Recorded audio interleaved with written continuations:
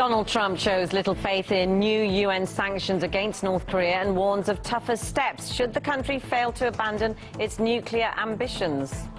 Not a big deal. Those sanctions are nothing compared to what ultimately will have to happen.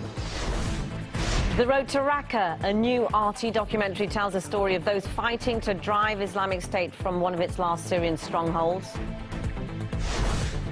And 95 of 96 Russian athletes from 9 different sports have been cleared of any wrongdoing by the World Anti-Doping Agency. That's according to a letter published in the US media.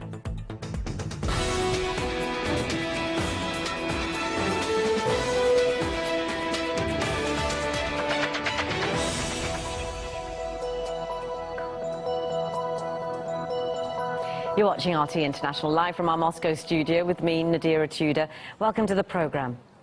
Donald Trump seems unimpressed by the latest UN Security Council sanctions against North Korea. He hinted more action will still need to be taken to derail Pyongyang's nuclear ambitions. We think it's just another very small step, not a big deal. Rex and I were just discussing.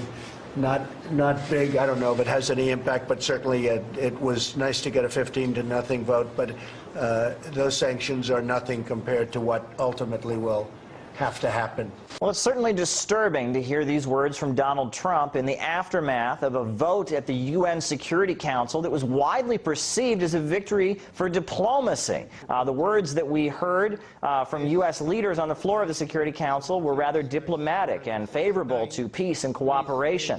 At this point, we're hearing U.S. leaders again talking harsh, talking about the possibility of sanctions against Russia and against China if they don't comply with the new UN resolution. If China doesn't follow these sanctions, we will put additional sanctions on them and prevent them from accessing the U.S. and international dollar system, and that's quite meaningful.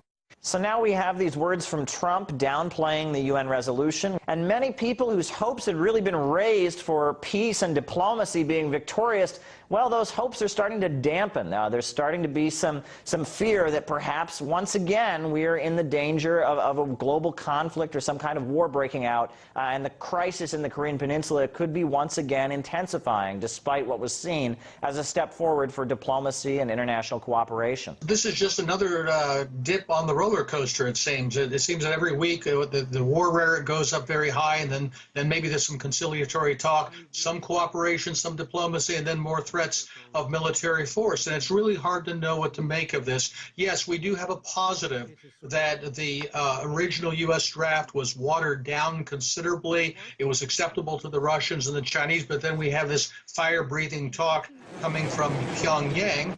We don't know what the next step is going to be. To me, the real question is going to be, when do we actually get to a diplomatic track that allows both sides to step down? And to my mind, that's got to be something like the double freeze proposal that China has put forward and the Russians agree with, but is absolutely unacceptable to Washington, it seems.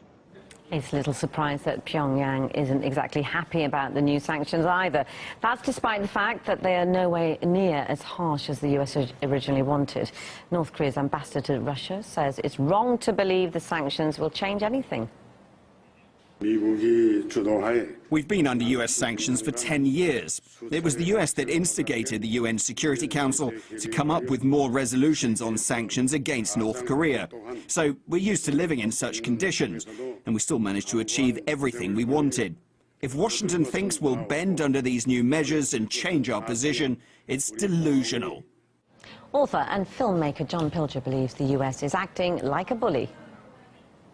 The problem is not North Korea, the problem is not Russia, the problem is not China, the problem is the United States. The problem for the rest of the world actually now is the containment of the United States. Sanctions are irrelevant in a sense to this whole debate.